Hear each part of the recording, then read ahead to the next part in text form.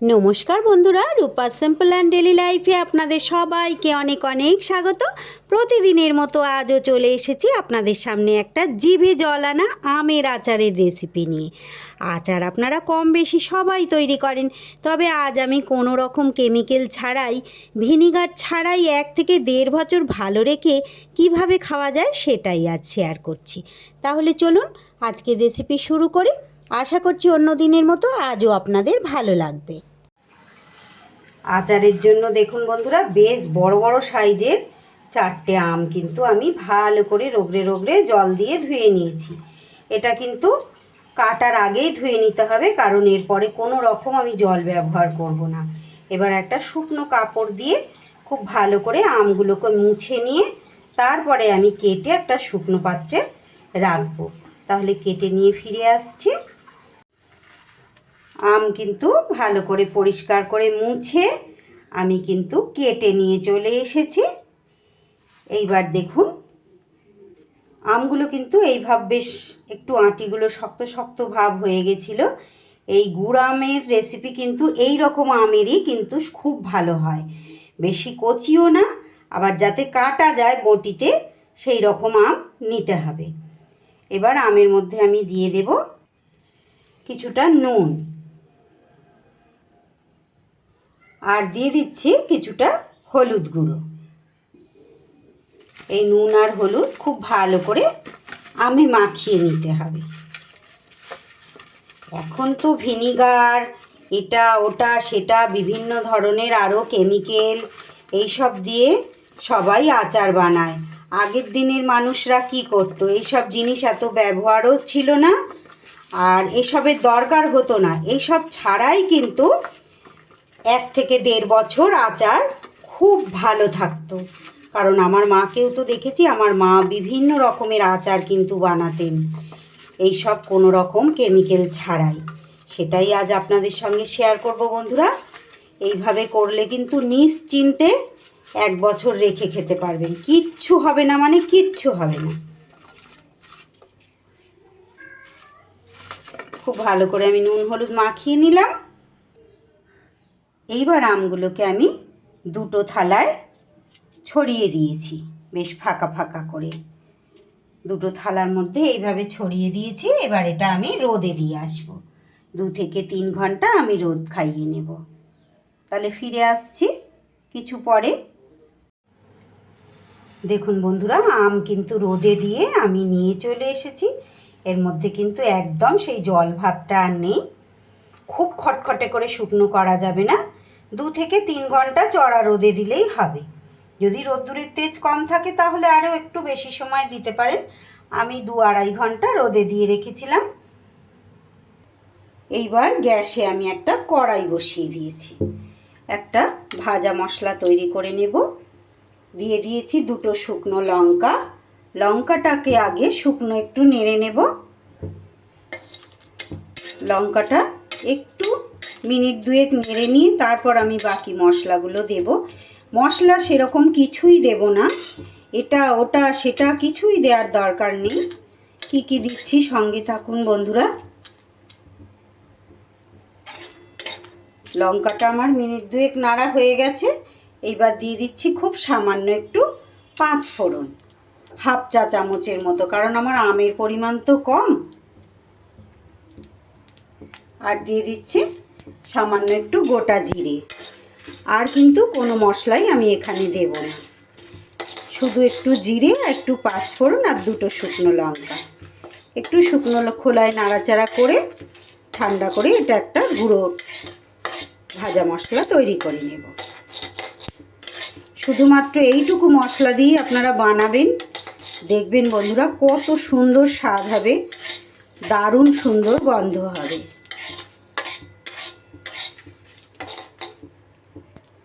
মশলা আমি ঠান্ডা করে এই যে গুঁড়ো করে নিয়ে চলে এসেছি। একটু গোটা ভাব আছে, বেশি গোটা রাখিনি।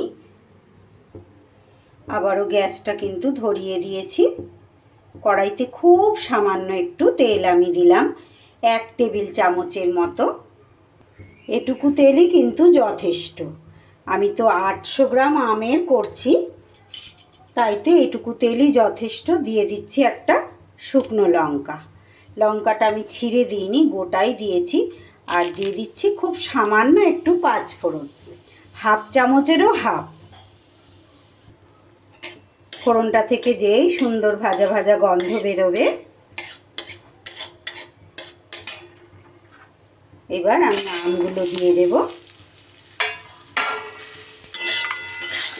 আম কিন্তু বেশি সময় ভাজা ভাজা করা যাবে না, জাস্ট একটু 30 থেকে 40 সেকেন্ডের মতো নাড়াচাড়া করে নেব, তার বেশি করার দরকারই পড়বে না। বেশি ভাজা ভাজা করলে কিন্তু আমগুলো শিটে শিটে হয়ে যাবে, ভালো করে এর মধ্যে মিষ্টি ঢুকবে না। আমার 30 সেকেন্ডের মতো আম কিন্তু নাড়া হয়ে গেছে। এইবার আমি দিয়ে দেবো এখানে খেজুরের গুড়, সরি বন্ধুরা, আখের গুড়। এখানে আমার 400 গ্রাম আখের গুড় আছে। 800 গ্রাম আমের জন্য কিন্তু আমি 400 গ্রাম আখের গুড় আমি দিয়ে দিলাম।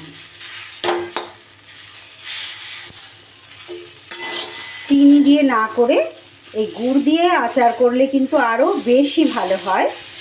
আর আপনারা তো জানেন এখন বেশিরভাগ মানুষই স্বাস্থ্য নিয়ে সচেতন,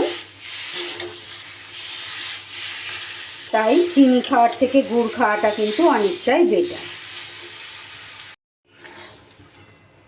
দেখুন বন্ধুরা, মিনিট 2-এর মধ্যে গুড় কিন্তু আমার বেশ গলেই গেছে, জল মতো হয়ে গেছে।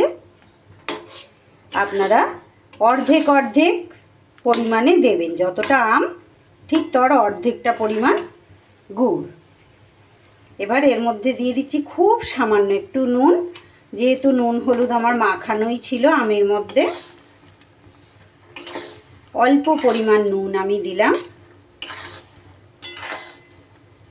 এবার বেশ কিছু সময় ধরে নেড়ে চেড়ে এটাকে গুড়ের মধ্যে জাল দিতে হবে। গুড় আম বা গুড় মানে আম গুড় এইরকমই কিন্তু আচার আগে সবাই করতেন আগেকার দিনে। আর এটা আপনাদের আর কিচ্ছু করতে হবে না, এতে আমি কোনো ভিনিগার অ্যাড করব না, কোনো কেমিক্যাল এতে আমি অ্যাড করব না, কিচ্ছু অ্যাড করতে হবে না। এইভাবেই কিন্তু 1-1.5 বছর ভালো থাকবে। আমার মাও তো বানাতেন, তখন তো এত ভিনিগার টিনিগার এসবের ব্যবহার ছিলই না।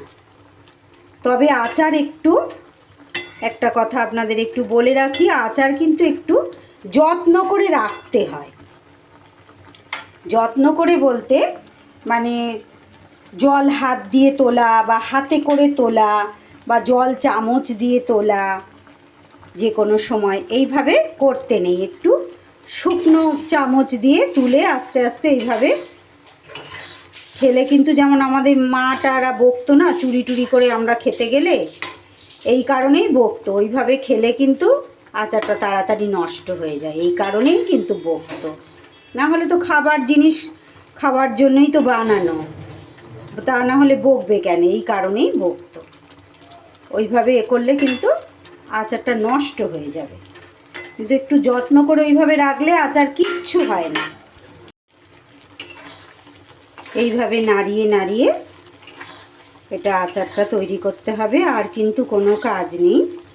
আম কিন্তু বেশ সুন্দর করে আমার সিদ্ধ হয়ে গেছে, আর আচারের গুঁড়ো দেখুন আস্তে আস্তে কিন্তু অনেকটা গাঢ় হয়ে গেছে। যে সকল বন্ধুরা আমার রেসিপি দেখছেন, প্লিজ বন্ধুরা একটা লাইক করে দেবেন। আর যদি আমার রেসিপি আমের এই গুড় আম আচার যদি আপনাদের ভালো লেগে থাকে, একটা ছোট্ট কমেন্ট করে জানিয়ে যাবেন। যে সকল বন্ধুরা আজ প্রথম এসেছেন, প্লিজ বন্ধুরা আমার চ্যানেলটা সাবস্ক্রাইব করে আমার পাশে থাকুন, পাশে থাকা বেল আইকনটা ক্লিক করে রাখুন, যাতে যে কোনো রকম ভিডিও আপলোড করলে সাথে সাথে আপনাদের কাছে নোটিফিকেশান পৌঁছে যায়, আর আপনারা সময় মতো দেখে নিতে পারেন। এইভাবে সমানে নাড়াচাড়া করে করে আমি কিন্তু আচারটা তৈরি করে নেব। আমি কিন্তু কোনো ভিনিগার টিনিগার, কোনো লঙ্কার গুঁড়ো কালারের জন্য কিচ্ছু কিন্তু দিইনি, আর আমি কিন্তু হলুদও দিইনি। যেহেতু আমার আমের মধ্যে নুন হলুদ মাখানো ছিল, আমি কিন্তু আর হলুদও দিইনি। শুধু এইভাবে নাড়িয়ে চাড়িয়ে যেতে হবে। যদি আম বেশি টক মনে করেন বন্ধুরা, সেক্ষেত্রে কিন্তু অর্ধেকের একটু বেশি পরিমাণ গুড়টা ব্যবহার করবেন, তাহলে বেশ মিষ্টি মিষ্টি হবে। আর যারা একটু টক টক ধরনের খেতে ভালোবাসেন তাহলে কিন্তু তারা আর একটু গুড়টা কমও দিতে পারেন। এইভাবে বানিয়ে রেখে দিলে আপনাদের ফ্রিজে রাখারও দরকার নেই, এমনি রেখে দেবেন, কাঁচের বয়ামে রেখে দেবেন, পুরো 1-1.5 বছর ভালো থাকবে।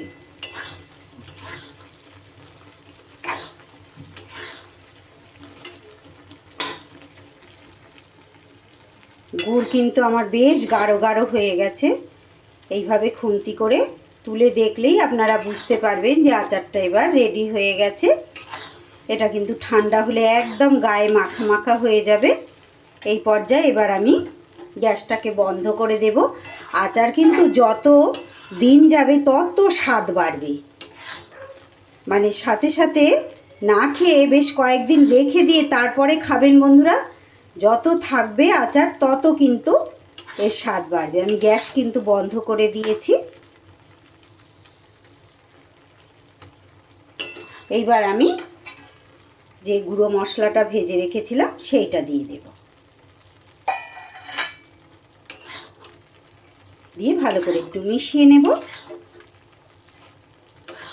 আমি কথা বলবো কি, কথা বলতে বলতেই কিন্তু আমার জিভে জল চলে আসছে আচার দেখে।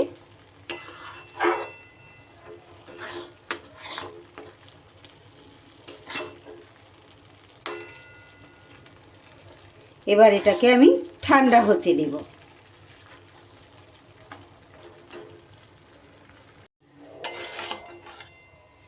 দেখুন বন্ধুরা, পুরোপুরি আমার আচার কিন্তু ঠান্ডা হয়ে গেছে। কতটা লোভনীয় হয়েছে দেখে নিশ্চয়ই বুঝতে পাচ্ছেন। এই আচারটা যতটা টাইম থাকবে এর কিন্তু স্বাদ আরও বাড়বে।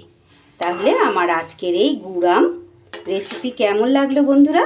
যদি ভালো লাগে অবশ্যই একটা লাইক আর একটা কমেন্ট করে জানাবেন। আর এইভাবে আপনারাও তৈরি করে নেবেন, কোনো রকম ভিনিগার বা অন্য কেমিক্যাল কিছুই দিতে হলো না। এইভাবে কিন্তু 1 থেকে 1.5 বছর সুন্দরভাবে থাকবে, কোনো ঝামেলাই হবে না। একটা প্লেটের মধ্যে তুলে একটু দেখাই আপনাদের। দেখুন বন্ধুরা কতটা সুন্দর হয়েছে, দেখেই জিভে জল আসবে। আমার আজকের এই গুড়ামের রেসিপি তাহলে এখানেই শেষ করছি বন্ধুরা। আবারও ফিরে আসবো আগামী দিন এমনই কোনো সুন্দর সহজ লোভনীয় রেসিপির সাথে। ততক্ষণ আপনারা সবাই খুব ভালো থাকুন, সুস্থ থাকুন। আজ তাহলে আসি।